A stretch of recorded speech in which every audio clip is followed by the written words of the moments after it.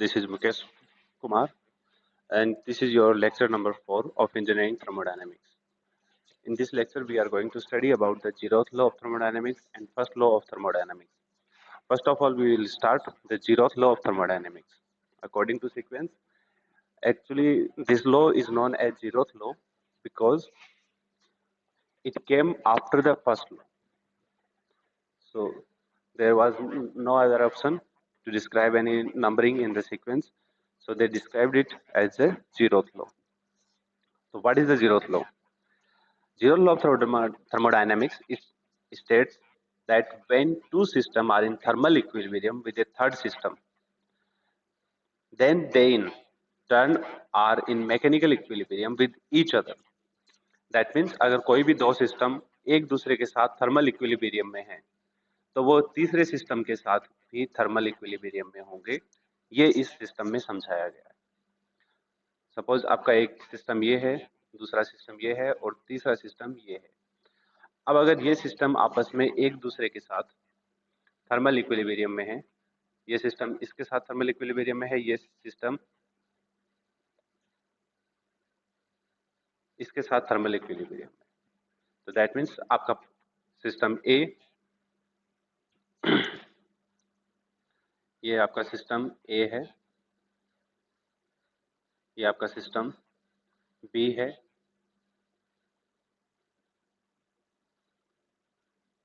और ये आपका सिस्टम सी है। तो सिस्टम ए अगर सिस्टम बी के साथ थर्मल इक्विलिब्रियम में है और सिस्टम ए सिस्टम सी के साथ थर्मल इक्विलिब्रियम में है, तो सिस्टम बी और सी वो आपस में एक दूसरे के साथ थर्मल इक्विलिब्रियम में होंगे। ये सिस्टम यही समझाना चाहता है कि इस तरह से आपके कोई भी सिस्टम है वो एक दूसरे के साथ थर्मल इक्विलिब्रियम में रहते हैं। तो ये है आपका जीरोथ लॉ। और अगर जो थर्मल इक्विलिब्रियम में होंगे तो उनके लिए एक ऐसी प्रॉपर्टी है जिसका इसमें इंपॉर्टेंट रोल होता है कि जो आपकी शो करती है कि कौन सी चीज है जो कि आपके इक्विलिब्रियम में इसको डिफाइन कर रही है, और वो प्रॉपर्टी है आपकी टेम्परेचर। तो ये एक टेम्परेचर मेजरमेंट के बेसिस के ऊपर ये लॉ बना हुआ है कि उसमें तीनों बॉडीज का टेम्परेचर है वो इक्विलिब्रियम में होना चाहिए। दैट मीन्स कोई भी हीट का ट्रांसफर उसके अंदर नहीं होगा। अगर इक्विलिब्रियम में है दैट तीनों बॉडी का टेम्परेचर सेम है तो वहां पे हीट ट्रांसफर नहीं होगी। इसके बाद नेक्स्ट लॉ आता है आपका first law of thermodynamics. First law of thermodynamics को एक्सप्लेन करने के लिए 1943 से 1948 के बीच में काफी एक्सपेरिमेंट हुए जिनके अकॉर्डिंग फिर उस लॉ को डिसाइड किया गया कि ये लॉ कैसे है, कैसे काम करता है और क्या इसका सिग्निफिकेंस है। तो इस लॉ को डिस्क्राइब करने के लिए पैडल व्हील एक्सपेरिमेंट है जो कि आपको इस डायग्राम में दिखाई दे रहा है। उसके अकॉर्डिंग एक अरेंजमेंट किया गया जिसमें आपका एक व्हील लगाया गया है जो कि आपके पानी के अंदर है, एक सिस्टम है जो कि आपका कंप्लीटली इंसुलेटर कंटेनर के अंदर है। उसमें एक मास को अटैच किया गया है इसमें, और इस मास को एक फिक्स पोजीशन Z1 से लेके Z2 तक इसको मूव करवाया गया। तो जैसे अगर ये मास आपका Z1 से लेके Z2 तक मूव करता है तो उसके अंदर उसके हाइट में जो चेंजेस होते हैं, उस हाइट में चेंजेस होने की वजह से उसकी पोटेंशियल एनर्जी है वो कितनी इंक्रीज होती है उसको नोटिफाई किया। दूसरे अरेंजमेंट में एक दूसरे कंटेनर में पानी में ही रख के उसको और दोनों के बीच का टेम्परेचर डिफरेंस है वो कैलकुलेट किया गया कि जब उसके ऊपर वर्क डन होता है तो उसके अंदर टेम्परेचर में कितना डिफरेंस आता है, कितना चेंजेस आता है। तो दैट मीन्स एनर्जी ट्रांसफर हो रही है या नहीं हो रही। तो इन अरेंजमेंट से हमने एक्सपेरिमेंट के साइंटिस्ट जो थे उन लोगों ने कैलकुलेट किया कि फर्स्ट लॉ ऑफ थर्मोडायनेमिक्स है वो क्या होता है और किस तरह से वो डिफाइन किया जाता है। इसके अंदर work done on the system by lowering the mass m through Z1 minus Z2, that means change in potential energy of m। तो जैसे उसकी हाइट कम की उसकी पोटेंशियल एनर्जी में मास की वजह से चेंज हुआ है। Temperature of the system was found to increase, आपके सिस्टम का जो टेम्परेचर था वो बढ़ा हुआ मिला। System was brought into contact with a water bath, जब सिस्टम को दूसरे वाटर बाथ में रखा गया system was allowed to come back to initial state, तो फिर वो वापस अपनी पोजीशन में आने के लिए उसको काफी देर तक छोड़ा गया। Energy is transferred as heat from the system to bath, तो जो सिस्टम की एनर्जी इंक्रीज हुई थी वो नॉर्मल होने के लिए यहाँ से आपकी हीट है वो ट्रांसफर होके वो बाहर के जो सिस्टम है उसके अंदर ट्रांसफर हुई। तो इस तरह से आपके ये इस एक्सपेरिमेंट से उनको ये पता चला कि आपका जो सिस्टम है that execute a cycle which consist of work input to the system followed by transfer of heat from the system. तो हीट जो आपके सिस्टम से ट्रांसफर हो रही थी वो उस वर्क डन के इक्विवेलेंट होती है जो कि आपने सिस्टम के ऊपर किया था। तो उस सिस्टम पे जितना वर्क करना पड़ा था वो उस सिस्टम से निकलने वाली हीट के इक्विवेलेंट है। तो ये लो है, ये शो करता है कि जब भी आपका कोई system undergoes a cyclic change, however complex the cycle may be, the algebraic sum of the work transfer is equal to the algebraic sum of the energy transfer as heat. जितना भी work done उस system पे होगा वो उससे release होने वाली heat के इक्विवेलेंट होगा और दोनों एक दूसरे के बराबर रहेंगे। ये लॉ आपका कहलाता है फर्स्ट लॉ ऑफ थर्मोडायनेमिक्स। इसके लिए साइन कन्वर्जन अगर अपन पढ़ते हैं तो वो जैसे पहले मैंने बताया था, आपका work done by a system on its surrounding is treated as positive quantity, energy transfer as heat to a system from its surrounding is treated as a positive quantity. तो work done by a system और heat transfer to a system both will be considered as a positive quantity, और अगर इनका reverse होता है तो उसको हम यहाँ पे नेगेटिव क्वांटिटी में कंसीडर करते हैं। तो या इसको अपन कंसीडर कर सकते हैं माइनस डी क्यू माइनस, अब डी डब्ल्यू अगर आपकी डी क्यू है वो आपका पॉजिटिव है यहाँ पे, तो आपका डी डब्ल्यू है वो नेगेटिव होगा।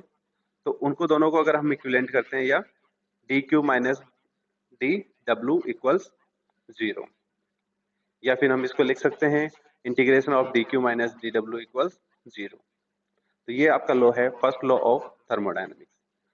इसके बाद हम पढ़ेंगे नेक्स्ट टॉपिक जो अपना आ रहा है वो है heat is a path function. अब हीट पॉइंट फंक्शन है या पाथ फंक्शन है वो अपने को डिफाइन करना है। तो ये हमें पता चलेगा कि अगर वो सिर्फ पॉइंट्स पे डिपेंड करती है दैट मीन्स वो पाथ पे डिपेंड नहीं करता। तो आप अगर कोई भी पाथ चूज करेंगे तो हीट की वैल्यू सेम होनी चाहिए। बट यहाँ पे आपके जैसे इस साइकिल के अंदर आपके पास पॉइंट कौन कौन से हैं, 1 to 2 initial point and final point, point 1 initial, point 2 final point. But आपके प्रोसेसेस आपके 3 प्रोसेस हैं यहाँ पे, आपका प्रोसेस ए है, बी है और सी है। तो तीनों प्रोसेस के ऊपर अगर आपका साइकिल में कोई चेंजेस आता है तो हम ये डिफाइन कर सकते हैं कि आपका हीट है वो एक पाथ फंक्शन है जो कि आपके पाथ पे प्रोसेस पे डिपेंड करता है। और अगर तीनों में कोई चेंजेस नहीं आता दैट मीन्स 1 to 2 में अगर उसकी वैल्यू सेम रहती है तीनों प्रोसेसेस के लिए, तो वो क्या होगा कि ये आपका एक पॉइंट फंक्शन है। तो इसको अपन एलोबरेट करने के लिए एक डेरिवेशन कर सकते हैं कि आपकी जो हीट है वो 1 to 2 में क्या होगी, जो आपकी हीट रिलीज हो रही है प्रोसेस 1 to 2 में energy D Q for 1A2, 1 से ए प्रोसेस के थ्रू 2 पॉइंट तक, प्लस आपकी जो हीट है प्रोसेस 2 से बी प्रोसेस के थ्रू 1 तक। दिस इज ए साइकिल कि अगर आपका प्रोसेस 1 से 2 पे गया है तो वापस 2 से 1 पे बी के थ्रू भी आ सकता है और वापस 2 से 1 पे सी के थ्रू भी आ सकता है। तो that mean for complete cycle हम कंसीडर करते हैं कि एक बार वो ए के थ्रू गया है और बी के थ्रू आया है, दूसरी बार हम कंसीडर करेंगे कि वो ए के थ्रू गया है और सी के थ्रू आया है। तो यहाँ पे अपने को पता चलेगा कि क्या इसमें चेंजेस आते हैं। तो जैसे हमने ये कंसीडर किया कि ए के थ्रू गया है बी के थ्रू आया है, तो हीट प्रोसेस 1 to 2 के लिए D Q, process 2 to 1 through B के लिए D Q, minus work done आपका जो है दोनों प्रोसेस के लिए वो अपन ने कैलकुलेट किया इक्वल्स 0। या हम इसको लिख सकते हैं, तो ये इक्वेशन है आपकी प्रोसेस ए के थ्रू और बी से रिटर्न होने के लिए, और दूसरी इक्वेशन जो है हम लिख रहे हैं प्रोसेस ए के थ्रू सी से रिटर्न होने के लिए। तो इसमें है आपका process A to 2 through A D Q, 2 to 1 through C D Q, minus A to 1 through process A जो कि आपका वर्क डन है डी डब्ल्यू, और एज इट इज आपका प्रोसेस 2 to 1 थ्रू सी और वो ही है वर्क डन आपका डी डब्ल्यू इसके लिए। अब दोनों इक्वेशन अपने पास आ गई अलग अलग प्रोसेसेस के लिए 4.3 और 4.4।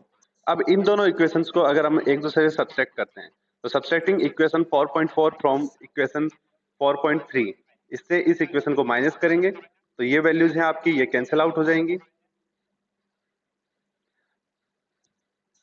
ये वाली वैल्यूज।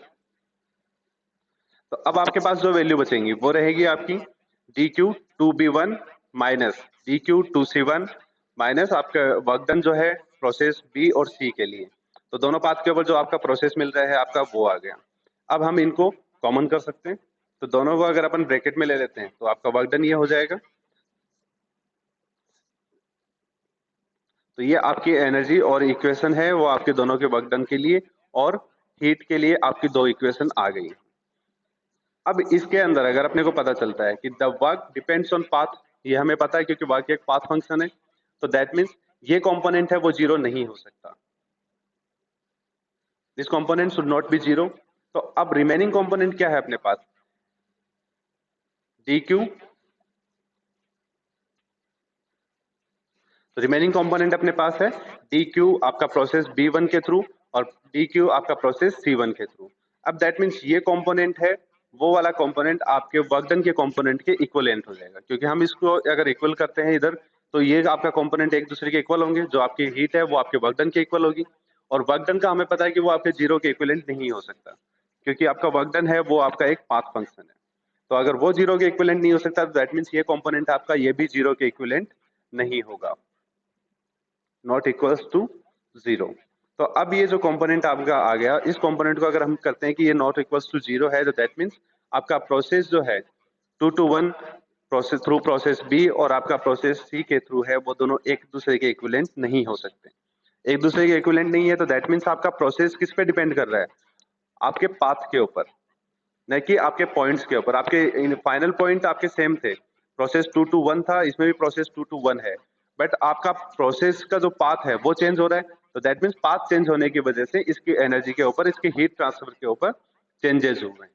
तो वो जो चेंजेस हो रहे हैं उससे ये डिनोट होता है कि हीट ट्रांसफर है वो एक पॉइंट फंक्शन नहीं है और एक पाथ फंक्शन है, और ना ही ये एक प्रॉपर्टी है, क्योंकि प्रॉपर्टी होती है तो वो एक पॉइंट के ऊपर डिपेंड करती है।